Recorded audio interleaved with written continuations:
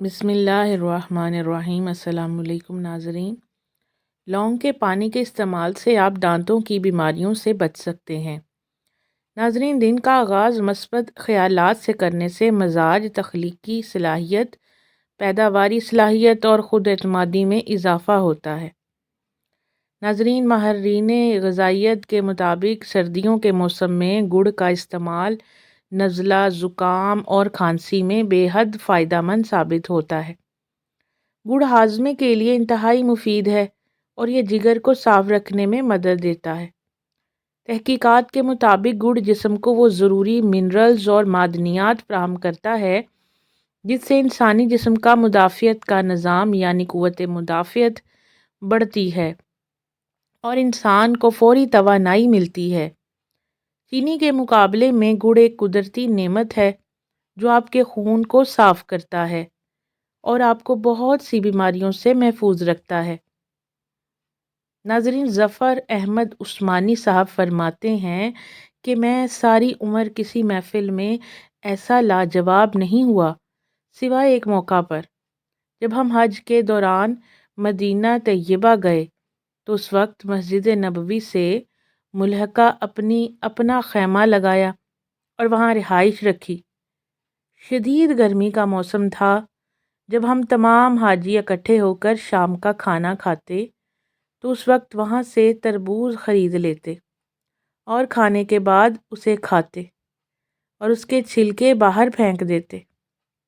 इस दौरान हमने क्या देखा कि एक 7-8 साला बच्चा आता है और छिलकों के ढेर में से वो छिलके उठाता है और उसे कुरेद कुरेद कर बड़े शौक से खा लेता है। जब ये मामूल 2 रोज़ तक देखा तो मैंने प्यार से उस बच्चे से पूछा कि बेटे, तुम ऐसा क्यों करते हो? तो उस मासूम बच्चे ने जवाब दिया कि मैं एक यतीम बच्चा हूँ। मेरे वालिद फ़ौत हो चुके हैं। मेरी वालदा ने अक़्द सानी कर लिया है। घर में गुर्बत और फाके हैं। मैं मदीने का बच्चा हूँ और मेज़बान होने की हैसियत से मेहमानों से मांगने में मुझे बड़ी शर्म आती है। लिहाजा मैं इस बच्ची खुची अशिया से अपना पेट भर लेता हूँ। मौलाना लिखते हैं कि मदीने के इस छोटे से बच्चे की इस गैरत, फ़हम फ़रासत ने हमारे रोंगटे खड़े कर दिए। मैंने इस बच्चे से कहा कि बेटा, अगर आप मुनासिब समझो तो आप हमारे साथ आकर खाना खा लिया करो। मदीने का ये बच्चा रोज़ आ जाता, हमारे साथ खाना खाता। आहिस्ता आहिस्ता इस बच्चे से उनसो मोहब्बत परवान चढ़ी तो मैंने बच्चे को पेशकश कर दी कि बेटा, आप मेरे साथ हिंदुस्तान आ जाओ। मैं वहाँ आपको अपने बच्चों की तरह रखूँगा, आपको पढ़ाऊँगा, आपकी तालीम व तरबियत का बेहतरीन बंदोबस्त करूँगा। जब हमारी वापसी का वक्त आ गया तो वो बच्चा अपनी वालदा से इजाज़त लेकर अपना मुख्तसर सा सामाने सफ़र बांध कर हमारे पास आ गया।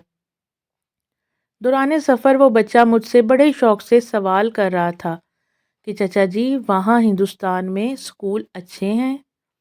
वहाँ मुझे अच्छे कपड़े पहनने को मिलेंगे? क्या मुझे वहाँ फ़ुटबॉल खेलने के लिए बड़े बड़े ग्राउंड मैसर आएंगे? मैंने कहा, जी हाँ बेटा, ये सब सहूलतें आपको वहाँ मिलेंगी। इस दौरान चलते चलते सामने गुंबद खिज़रा नज़र आ गया। बच्चे की नज़र जैसे ही सब्ज़ गुंबद पर पड़ी तो उसने सवाल कर दिया कि चाचा जी, ये सामने वाला सब्ज़ गुंबद भी वहाँ हिंदुस्तान में मिलेगा?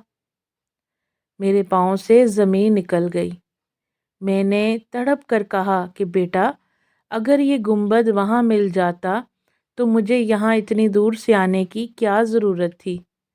बच्चे ने मेरा जवाब सुना तो फ़ौरन अपना हाथ मेरे हाथ से छुड़ाया और कहा, चाचा जी, मुझे आपकी तमाम सहूलतें, मुफलसी, बेबसी और यतीमी कबूल है, मगर नबी करीम सल्लल्लाहु अलैहि वसल्लम का दामन छोड़ना किसी सूरत गवारा नहीं। मैं मदीने को नहीं छोड़ सकता। वो बच्चा हमें रोते हुए वहीं छोड़कर भागा और हमारी नज़रों से ओझल हो गया।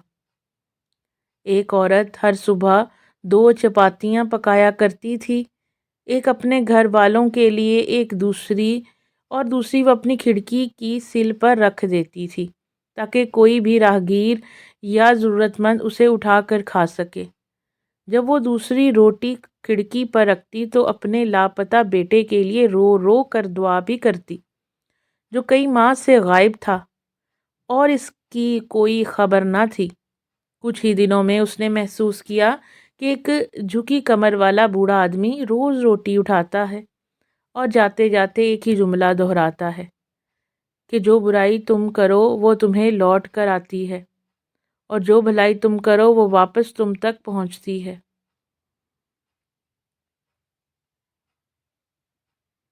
آہستہ آہستہ اس عورت کے دل میں جھنجھلاہٹ پیدا ہونے لگی کہ یہ بوڑھا نہ شکر ادا کرتا ہے اور نہ ہی کوئی دعا دیتا ہے، بلکہ روزانہ ایک ہی عجیب بات کر کے چلا جاتا ہے۔ ایک صبح اس عورت نے غصے میں آ کر روٹی میں زہر ملا دیا، مگر جب وہ روٹی کھڑکی پر رکھنے لگی تو اس کا ضمیر جاگ اٹھا۔ اسے اللہ کا خوف آیا اور اس نے وہ زہریلی روٹی آگ میں پھینک کر ضائع کر دی اور ایک نئی سادہ روٹی بنا کر رکھ دی۔ ہمیشہ کی طرح وہی بوڑھا آیا اور وہی الفاظ دہرا کر چلا گیا۔ اسی شام اچانک دروازے پر دستک ہوئی۔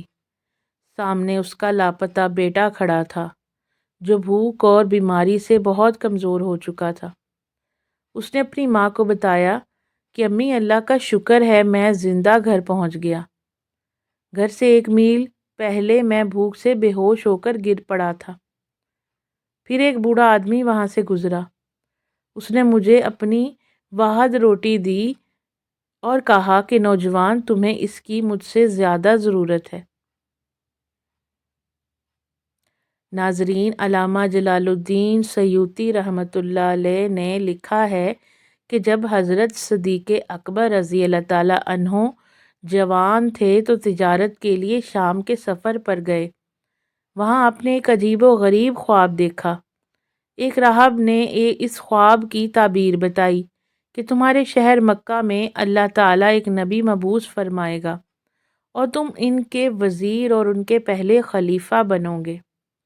حضرت صدیق اکبر رضی اللہ تعالیٰ عنہ نے اس خواب کو 38 سال تک اپنے سینے میں چھپائے رکھا اور کسی کو نہیں بتایا۔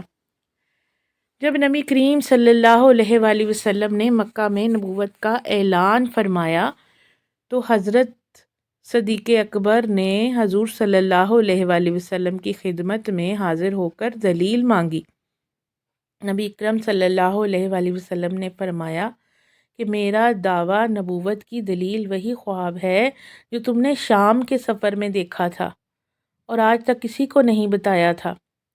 یہ سن کر حضرت صدیق اکبر رضی اللہ تعالیٰ عنہ فرتے جذبات سے نبی اکرم صلی اللہ علیہ وآلہ وسلم سے لپٹ گئے اور کلمہ پڑھ کر ایمان لے آئے۔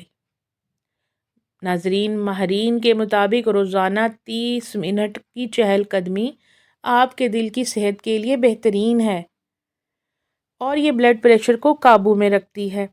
ادرک آپ کے مدافعاتی نظام کو بہتر بنانے میں بہت مدد دیتی ہے۔ اگر آپ روزانہ رات کو 2 لونگ کھا کر 1 گلاس نیم گرم پانی پیتے ہیں تو اس سے تیزابیت، قبض اور پیٹ کے تمام مسائل ختم ہو جاتے ہیں۔ اس سے ہڈیاں مضبوط ہوتی ہیں اور جسم کا خون صاف ہو جاتا ہے۔ لونگ اینٹی بیکٹیریل ہے، یہ جلد کی صحت، الرجی اور شوگر کے مریضوں کے لیے نہایت مفید ہے۔ ایک عورت نے غصے میں آ کر اپنے بیٹے کو بددعا دی تھی کہ اللہ تجھے جوانی میں موت دے۔ وہ بیٹا بڑا ہو کر ایک بڑا افسر بنا۔ گھر میں اس کی شادی کی تیاریاں چل رہی تھیں کہ اچانک وہ برآمدے میں گرا اور دم توڑ گیا۔ ماں یہ صدمہ برداشت نہ کر سکی اور ذہنی معذور ہو گئی۔ مولانا رومی فرماتے ہیں کہ اپنے الفاظ بلند کریں، اپنی آواز نہیں، کیونکہ پھول بارش سے اگتے ہیں، گرج چمک سے نہیں۔ خاموشی اللہ کی زبان ہے، باقی سب کچھ محض ترجمہ ہے۔ تم قطرے میں سمندر نہیں ہو، بلکہ تم وہ سمندر ہو جو ایک قطرے میں سمایا ہوا ہے۔ زخم وہ جگہ ہے جہاں سے روشنی تمہارے اندر داخل ہوتی ہے۔ تم اس لیے غمگین ہو کیونکہ تم اپنی زندگی میں صرف کانٹے دیکھ رہے ہو، حالانکہ باغ کا مالی ان کانٹوں کو ہٹا کر تمہارے لیے گلاب اگا رہا ہے۔ مولانا رومی فرماتے ہیں کہ کائنات میں کوئی بھی چیز بے مقصد نہیں۔ تمہارے دل کا ٹوٹنا دراصل اللہ کا تمہیں پکارنا ہے۔ ناظرین، اس ویڈیو میں فراہم کی گئی تمام طبی معلومات اور نسخے عام آگاہی کے لیے ہیں۔ یہ ہر انسان کی طبیعت اور صحت مختلف ہو سکتی ہے، لہٰذا کسی بھی نسخے کو باقاعدگی سے اپنانے سے پہلے اپنے معالج یا مستند ڈاکٹر سے مشورہ ضرور کریں۔ اگلی ویڈیو تک کے لیے اجازت دیجیے۔ چینل کو سبسکرائب کرنا مت بھولیے۔ اللہ حافظ۔